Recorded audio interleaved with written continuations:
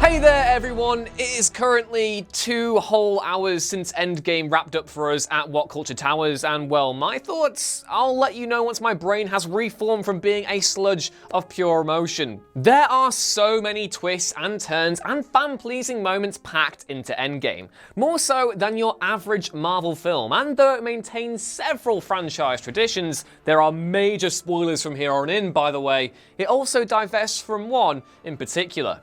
To date, every single MCU film has had at least one post-credit sequence. The tradition in recent years was to have 2, one inserted into the mid-credits and then one after the full credits had closed. Endgame, having already featured about a dozen endings and having also already teed up plenty of elements for the upcoming 4th phase of the MCU, instead opted to feature none at all. To say that the credits didn't include any post-credit nods, however, would just be incorrect. By the time the dust has literally settled and the credits have finally wrapped, the screen stays black. Out of the silence sounds a familiar noise, a hammer forging hot iron. No doubt fans are already busy speculating as to what it could potentially bode for the films to come, with Mjolnir nowhere to be seen after Steve Rogers' final trip through the past, and even the prospect of there being an Iron Man legacy to continue after Tony Stark's passing. But the explanation for the noise is more thematic than constructive, at least in terms of seeding future Marvel movies. It turns out that the sound of the hammer striking metal is actually lifted straight from 2008's Iron Man, where Stark is forging his first armor in a cave with a box of scraps. It's nothing more, nothing less, but it does serve as a fantastic callback to the franchise's roots, and in reiterating that, with Stark's death, Iron Man's journey has finally come to a close. No, it isn't quite the same as being given our first look at what's to come with Far From Home, and it certainly wasn't anything to do with the Eternals either, as was heavily rumoured, but it works fine enough in the context of Endgame's story. Avengers 4 already had so much to wrap up, and pretty much gave audiences their first look at what Guardians 3 will look like, with Thor now finally on the team.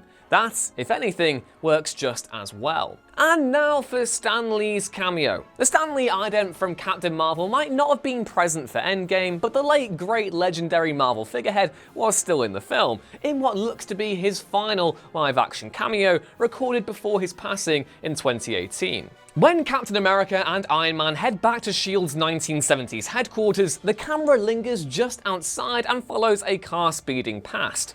The man at the wheel is none other than Stan the Man himself, who, in a reference to the Vietnam-era peace movement, yells into the camera, "Make love, not war." A bumper sticker brandishing one of Lee's many trademark catchphrases, "Nuff said," can also be seen, and though it may not seem it right away, this cameo may actually be one of the late creator's most fitting yet.